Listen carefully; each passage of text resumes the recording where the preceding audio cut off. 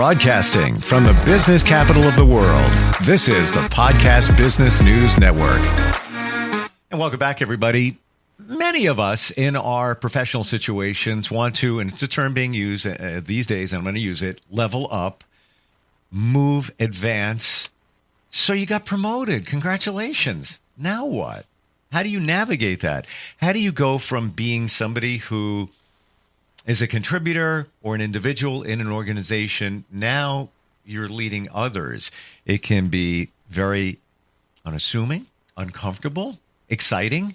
How do we navigate that? We're going to talk with somebody that helps people do that all the time with all different modalities and leadership, coaching, and so much more. Saterman Connect is the company, the man behind it. Josh Saterman joins us once again here on the program. How you doing today? I'm great, Steve. How are you this morning? Fantastic. And I like to visualize things. So I visualize what that would feel like if you're in a role and you got promoted. And the first thing that comes to mind is imposter syndrome, where you feel like, how did I get here? I don't even know if I'm qualified. The big is IS, imposter syndrome. Yeah. Does that come up a lot when you talk with people?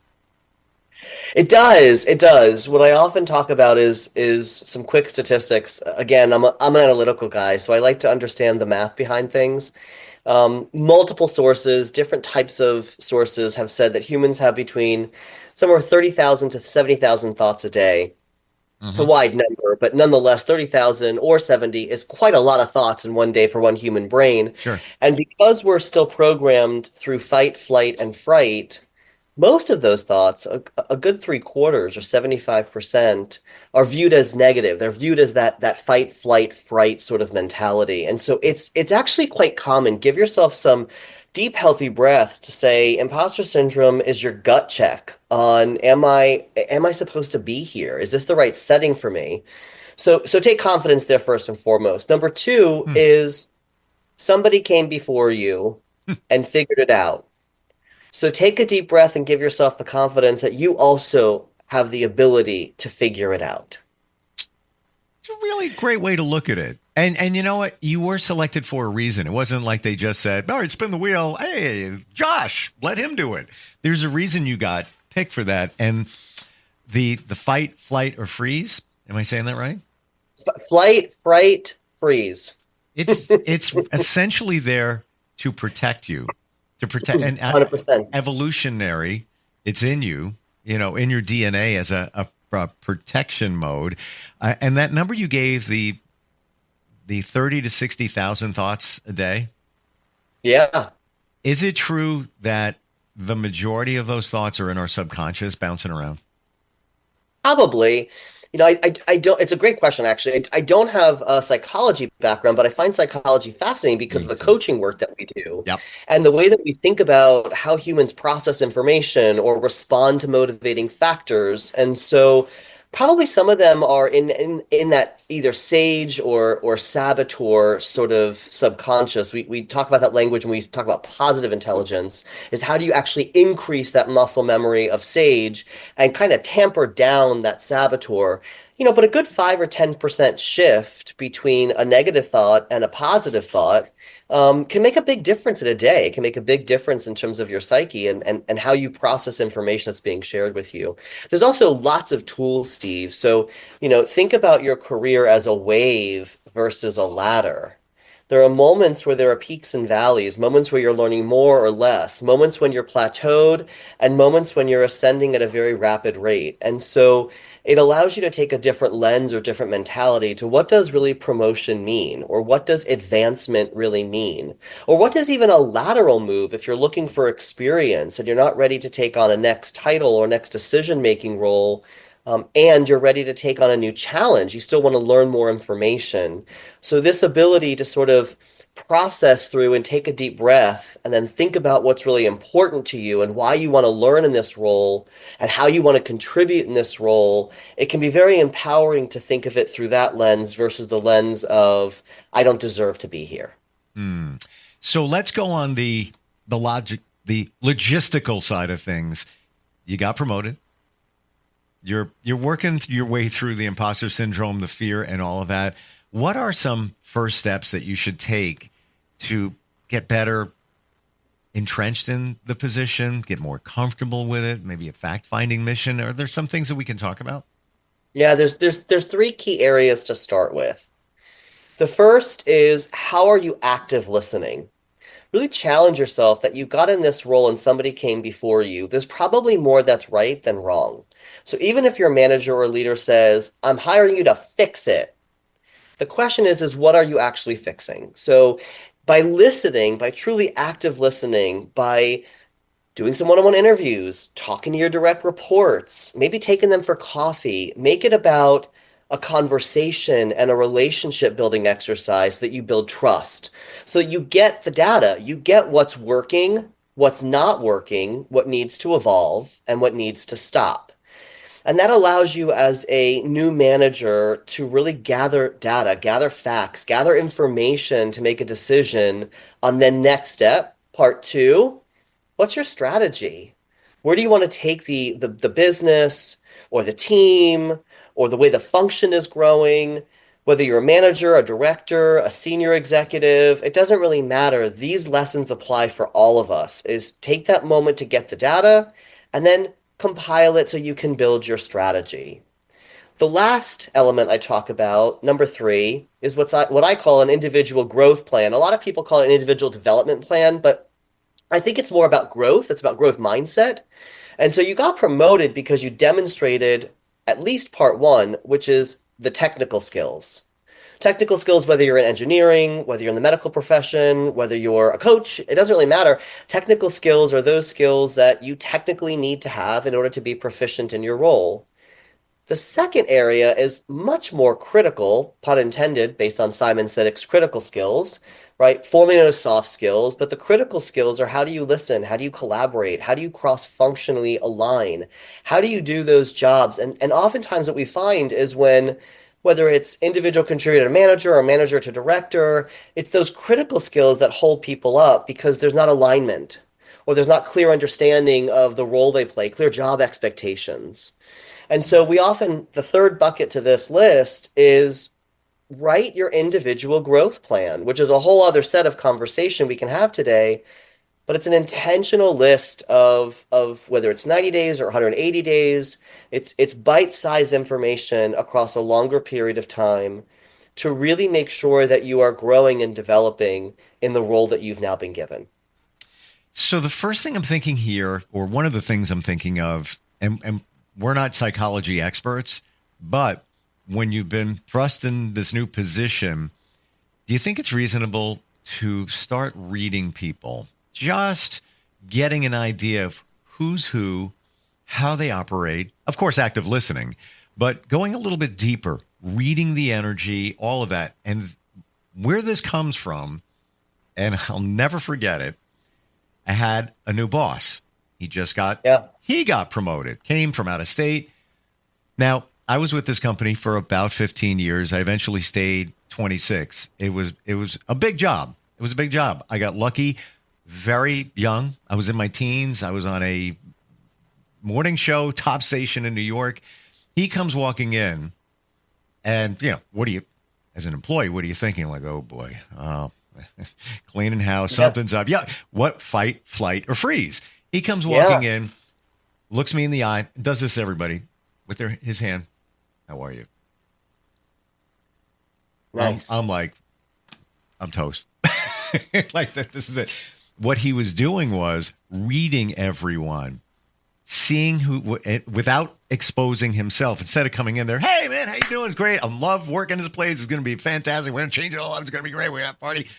He was just reading everyone. And he promoted me from that point. And here we are from that point, almost 30 years later.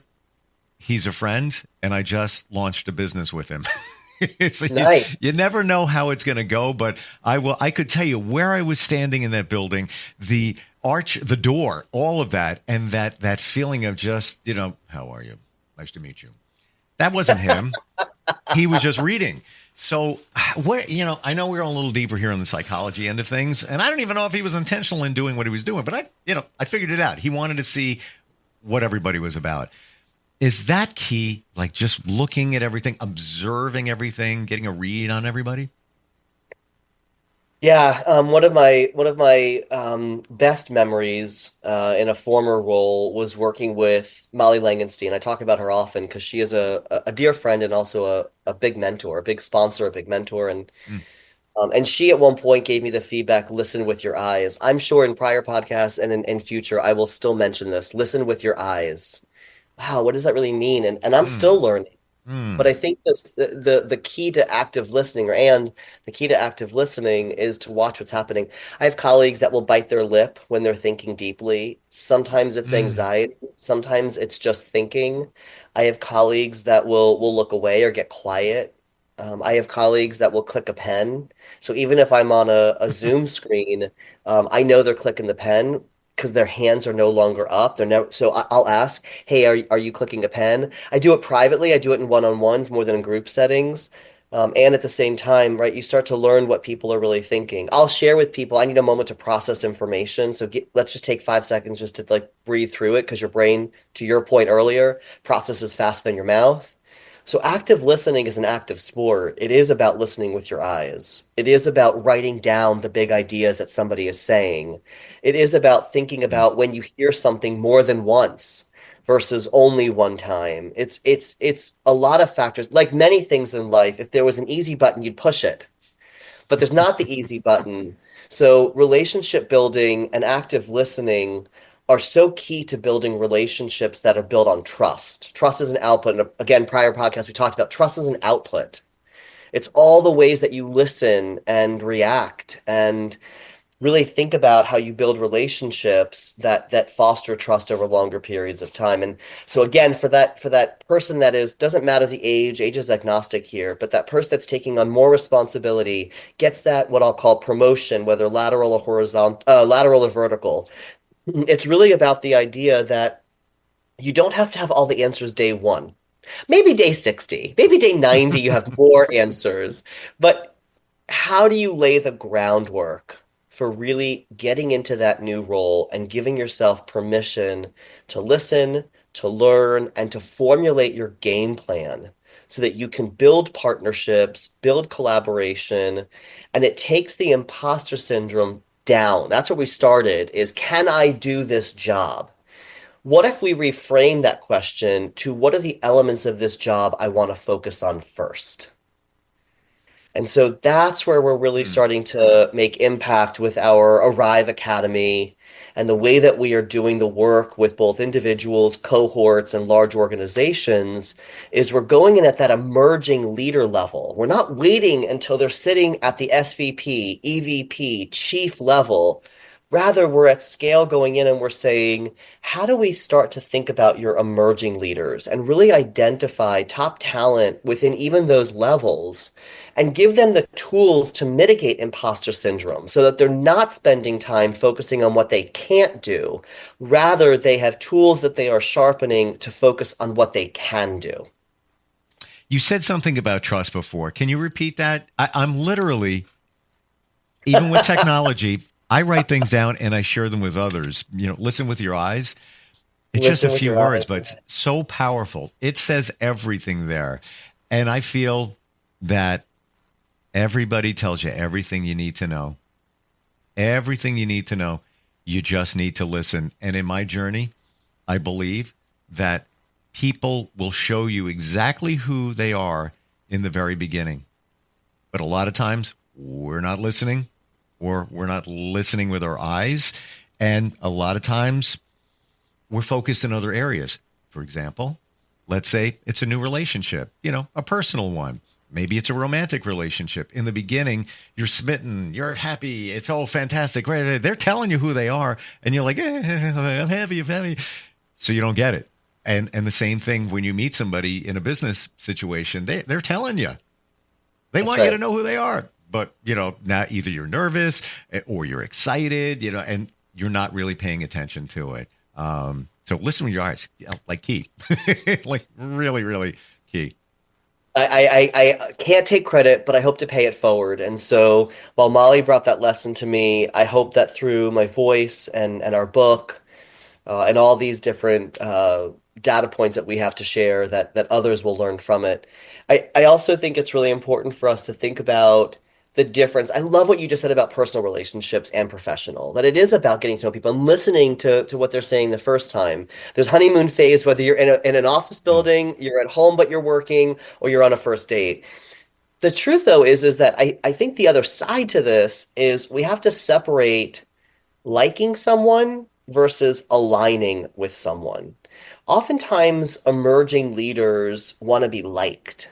And again, even Yeah. I was in that place and I had to learn that lesson. I was just going to go there, and thank you for opening that door. I really was, because when you start that new situation in a job Yeah, environment, you want to be liked. We all want to be liked. It goes back to being a kid on the playground. You want to be liked, but right. ha- didn't mean to jump in there, but that is No, no, it's feeling good. I it. mean, It's this is this is our beautiful relationship, Steve, as we get to dialogue with each other. And I love that you said playground because it actually reminded me. So I'm glad you said that. It reminded me of that, pithy quote of like, everything you need to learn, you learned in kindergarten. But it's kind of true in mm, some weird ways, right? Because when you think about the workforce and you think about the workplace, what we're really striving for is alignment, not agreement. I often say to the most senior leaders and boards that I have the pleasure of being partners with, right?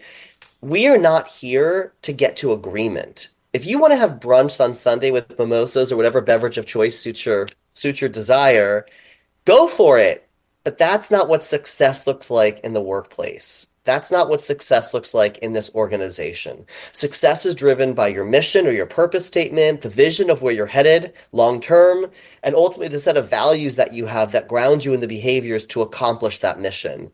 And the reality is that takes a little bit of a different mindset. There's a headspace that goes with, I am not here to like you. I am here to build a relationship that allows us to align and advance the purpose of this organization.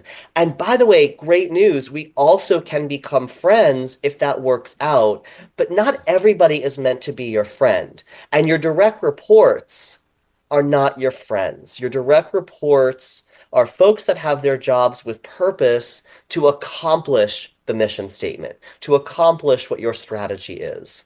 So I do think that's a really tough lesson for folks to learn. mm. It's also a critical one. Is you can be nice and you can be kind. You can also be clear. Brene Brown says clear is kind, kind is clear, Mm. and set realistic job expectations that advance the organization. That's your job as a leader. That's your job as a manager. Love it. And clear, that is my mantra. And I joined a men's group just about a year ago. And what kept coming up every time there were situations or just whatever, clarity. That's We right. need clarity here. There's no clarity. It's like you just assume that people know. Back real quick to the playground thing. Everything you need to know in life you learn on the playground. I forgot about that. But my takeaway there is also the subconscious. So you're on the playground. You could have been 7. It's been said. And actually, it's part research. It's big. All of Yeah, that is in your subconscious. And that can be piloting you, usually does, as an adult for good or for bad. Where did you learn it? Yeah, sort of. We use the analogy playground, but which one? When you were a kid, you learned it. And that's right. now you're working through it or dealing with it, if you will. Well, and what I love is let's not overcomplicate this. Let's keep it simple. Now, it's not easy and it may have complexity. These are 4 words I talk about with leaders all the time. I ask them to define the word simplicity versus easy, complicated versus complex. And the reason why I do that with senior executives before I even do it with emerging leaders is I want to hear how they're thinking.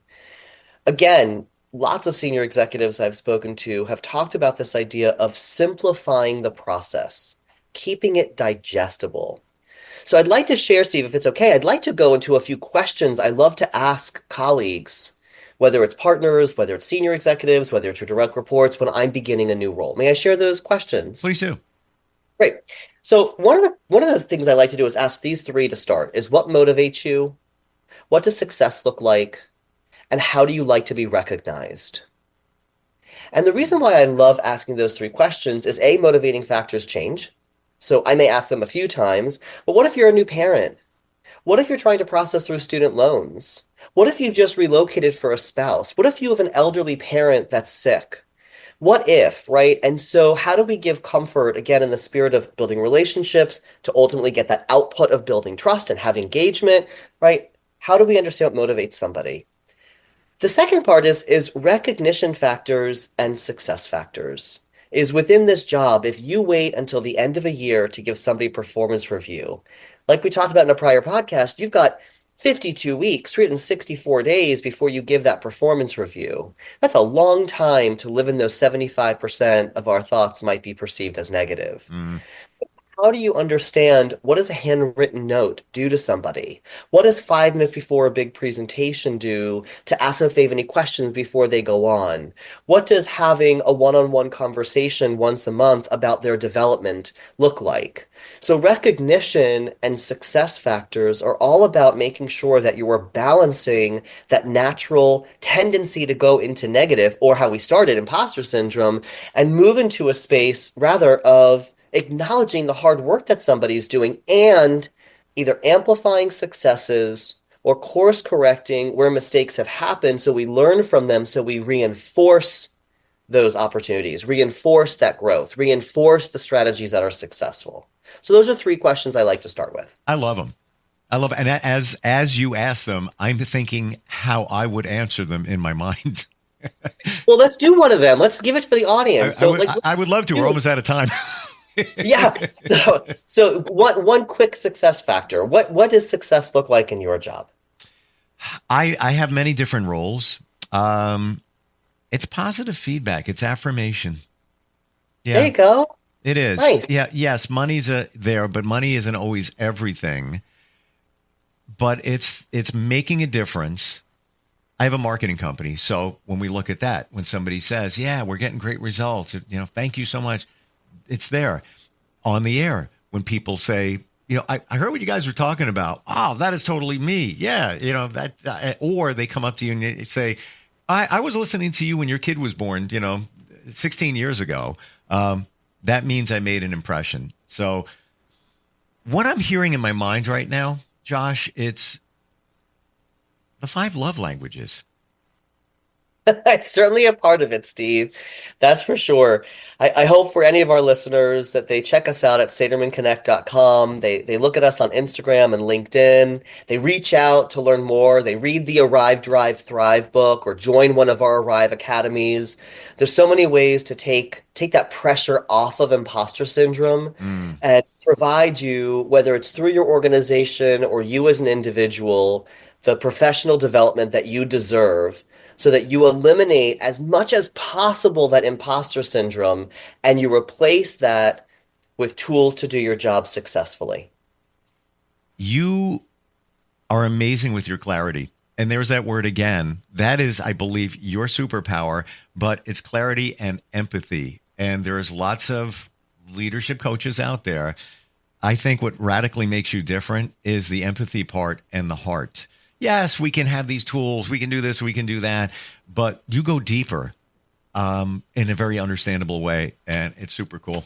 Got to tell you. Thank you very much, Steve. I love that compliment. Thank you for that. That's great feedback. I love talking with you. Saterman Connect, SATERMAN.com. And looking forward next time we get together. Thank you so much, Steve. Thank you. We'll be right back.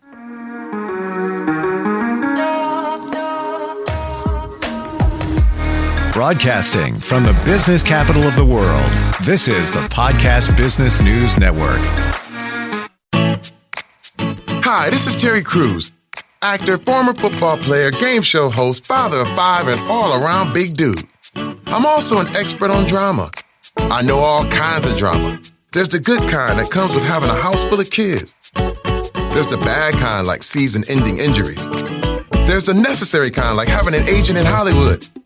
And there's silly drama, like the drama around my percolating pectorals. And then there's the drama you can skip. Skip the drama that comes with not having your high school diploma or equivalency. Find free adult education classes near you and finish your high school diploma. Visit finishyourdiploma.org. or text diploma to 97779. Message and data rates may apply. Reply STOP to opt out. That's diploma to 97779. And leave the drama to actors like me. Brought to you by the Dollar General Literacy Foundation and the Ad Council.